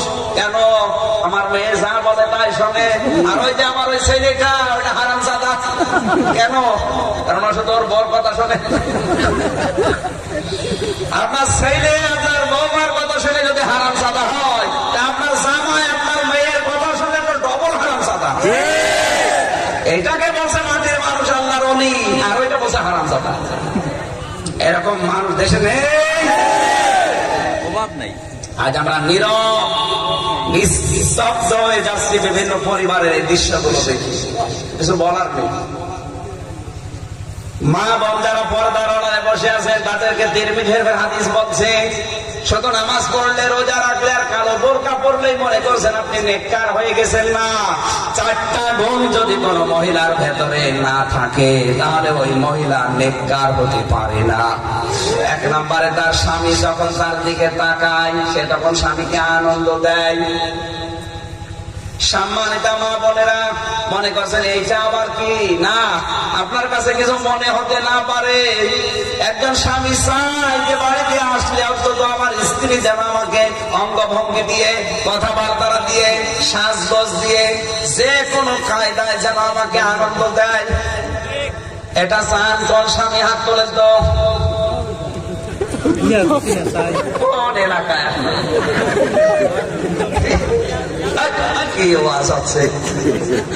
এ স্বামী বসে আছে না হিজলা? একটা লোক হাত তুলতে পারে না। কি হয়েছে কি আপনার? বলে বিয়ে না করলে তোলে, আপনাকে বিয়ে করবে বলে সবাই তোলে হাত। আরে ক্যামেরা ওই দিকে মারো, এবার মারো।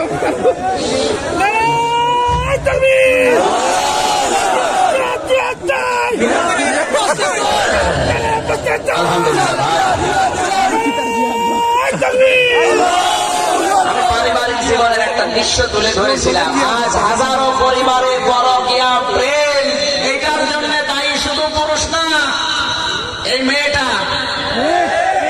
ও যার পেছনে ঘুর ঘুর করে, যার পেছনে যায়, যার জন্য আসক্ত, আপনাকে তো আল্লাহ সবই দিয়েছে। একটা স্বামীকে যদি কন্ট্রোল করতে না পারেন, আপনি কিসের মহিলা? আপনি তো ঠিক বলবেন না। আমি আশা করছি সম্মানিত মা বোনেরা, পরিবারটা আমরা জান্নাত বানাতে চাই।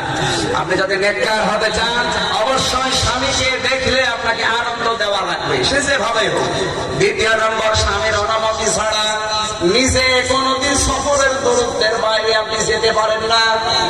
অথচ বাংলাদেশে অনেকে রাজনীতি করার নাম নিয়ে এই সিলেট থেকে খুলনায় চলে যাচ্ছে, সাথে কেউ নেই, শুধু ফেরেশতারা।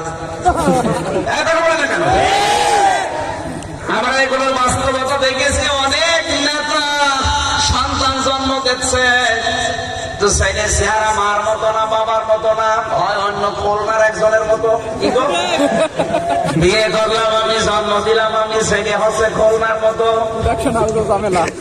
আপনার বউ চলে গেছে সফরের দূরত্বের বাইরে, সাথে গেছিল বলে নাউযুবিল্লাহ বলছে। 3 নম্বরে, স্বামী যেটা পছন্দ করে ওইটা আপনাকে পছন্দ করা লাগবে। আমার মনে হয় আমি নিজের স্বামী সহ এখানে যত স্বামী আমরা আছি প্রতিটি স্বামী পছন্দ করি, চাই যে আমার মা বাবা যেন বিয়ের পরও আমার সাথে থাকে। কিন্তু এটা হাজারো বউ চাই না। বলেন বলেন কি হয়েছে আপনার, বলেন তো? কেউ কোন কারণে আপনি চান না? সে খেয়ে থাক না খেয়ে থাক, ও মা বাবার সাথে থাকবে এটা চাই, আপনি চান না কোন কারণে? আপনার বাবা মার বাড়ি থেকে কি টাকা পয়সা নিয়ে এসে খাওয়ানো লাগছে? আপনি তো দুনিয়াও হারাচ্ছেন, আজেরা তো হারিয়ে ফেলেছে। এজন্য মনটা ব্রড মাইন্ডের করেন, ন্যারো মাইন্ডের মন করবেন না। এই ন্যারো মাইন্ডের কারণে আজ আমার পরিবারে শান্তি পায় না। বাইরের থেকে কাজকর্ম করে পরিশ্রান্ত হয়ে বাড়িতে আসবেন, এ বাড়ি আমার আর এক জাহান্নাম। চার নম্বরে, স্বামী যাদেরকে পছন্দ করে না এরকম কোন মানুষকে আপনি ঘরে আসতে দেবেন না। অথচ এটা যখন দিন দিন বাড়ছে, স্বামী যাদের ভালো লাগে না, পছন্দ করে না, স্বামী বাইরে চলে গেলে ওগুলো নিয়ে এসে বাবা সাজানো সব ভালো। আপনি নেককার হতে পারেননি, যতই নামাজ পড়েন, রোজা রাখেন, আর কালো বোরকা পরে গোল করে ধরে মনে করছেন আমি নেককার হয়ে গেছি। না, নেককার হওয়ার জন্য এই গুণগুলো মাস্ট বি, লাগবে। এটা মিশকাত শরীফের হাদিস, তিরমিজি শরীফের হাদিস, 3272 নম্বর হাদিস। এটা আল্লাহ যেন আমাদের মা বোনদেরকে, বিশেষ করে সিলেটের মেয়েদের এই 4টা গুণ অর্জন করে আল্লাহ ওয়ালা মেয়ে হওয়ার তৌফিক দান। জোরে বলেন আমিন। তাহলে মাল সম্পদ, প্রথমে বলেছিলাম অস্ত্র শস্ত্র, টাকা পয়সা, রাষ্ট্রীয় চেয়ার, নেককার স্ত্রী, এগুলো যারা জমা করছে আর মনে করছেন এ আর কোনোদিন হাত ছাড়া হবে না, চিরজীবনের জন্য থাকবে, আপনি কিন্তু জাহান্নামে হোতামার দরজায় দাঁড়িয়ে আছেন। হোতামা নবী আপনি জানেন হোতামা কি? নারুল্লাহিল মুওয়াদা, এটা আল্লাহর জ্বালানো আগুন। এমনিতে জাহান্নামের আগুনের বর্ণনা আমরা পেয়েছি, আর এই আগুন আল্লাহ নিজে আর একবার করে জ্বালিয়েছে। আল্লাযী তাতলাউ আলাল আফিদা, এর কার্যকারিতা কি জানেন? এর গুণ কি? অন্য আগুন দুনিয়াতে কোন জায়গায় যদি লাগে ওই জায়গা পুড়ে যায়, আর জাহান্নামে হোতামার আগুন যেখানেই লাগে আগে কলিজা পুড়ে ছারখার হয়ে যায়। এই অপরাধে যারা অপরাধী হয়ে বসে আছেন, এখনো থামের সময় আছে। অস্ত্র শস্ত্র জমা করছেন, টাকা পয়সা মালিক হচ্ছেন, বৈধ অবৈধ দেখা দেখি নেই, চেয়ারের মালিক হয়ে বসে আছেন, মনে করছেন আর কোনদিন হাত ছাড়া হবে না। আপনি কিন্তু জাহান্নামে হোতামায় অলরেডি যাচ্ছেন, এখন শুধু ঠেলা দিতে দেরি। যেহেতু এখন তওবার দরজা বন্ধ হয়ে যায়নি, এখনো পশ্চিম দিকে সূর্য ওঠেনি, ফিরে আসেন, সময় আছে। লা তাকনাতু মির রাহমাতিল্লাহ, ইন্নাল্লাহা ইয়াগফিরুয যুনুবা জামিআ, ইন্নাহু হুয়াল গফুরুর রহিম। সরে বলেন আল্লাহু আকবার। আল্লাহ রাব্বুল আলামিন বলেন, বান্দা বান্দিরা এখনো আমার রহমত থেকে নৈরাশ হয়ে যেও না। শয়তানের ধোঁকায়, নফসের জালে, দুনিয়ার এই ঝেড়ে পড়ে যারা অন্যায়ে শরীরে ভাসিয়ে দিয়েছে, এখনো ফিরে আসো। অবশ্যই আমি আল্লাহ সব অপরাধ মাফ করে দিতে পারি। আমার নাম গাফুর, আমার নাম রহিম। আর এই ক্ষমা যদি পেতে চাও তাহলে 2টা শর্ত মানা লাগবে, আর একটা সময় মেনটেন করা লাগবে। ওয়ানিবু ইলা রাব্বিকুম ওয়াসলিমু লাহু মিন ক্বাবলি আইয়াতিয়াকুমুল আযাবু সুম্মা লা তুনসারুন। এই ক্ষমা যদি কেউ পেতে চান, জীবনের সব অপরাধ এখনই আল্লাহ মাফ করে দেবে, ওই জায়গাটা ভরাট করে দেবে নেকি দিয়ে। তাহলে এখনই আপনি আল্লাহর দিকে ফিরে আসবেন। দুনিয়া যদি একদিকেও চলে যায় যাক, আর আল্লাহর বিধান যখন এখন যেখানে পাবেন ওইটাই আত্মসমর্পণ করবেন, মেনে নেবেন।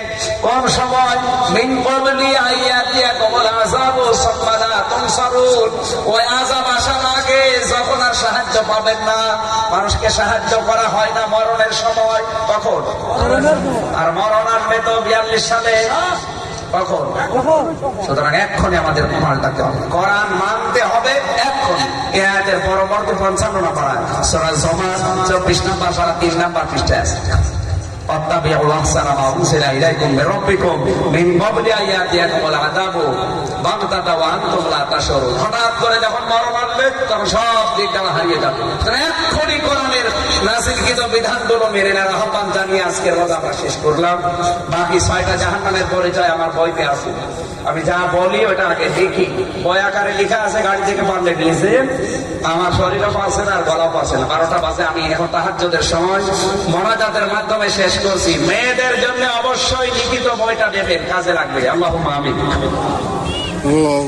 মাথাটা নিচু করেন, চক্ষু বন্ধ করেন, মাথা নিচু করেন, চক্ষু বন্ধ করেন। মোনাজাত হচ্ছে আর 12টা বাজে, তাহাজ্জুদের সময় এখন। বসেন, আমরা মুসাফির অবস্থায় আছি, বসেন।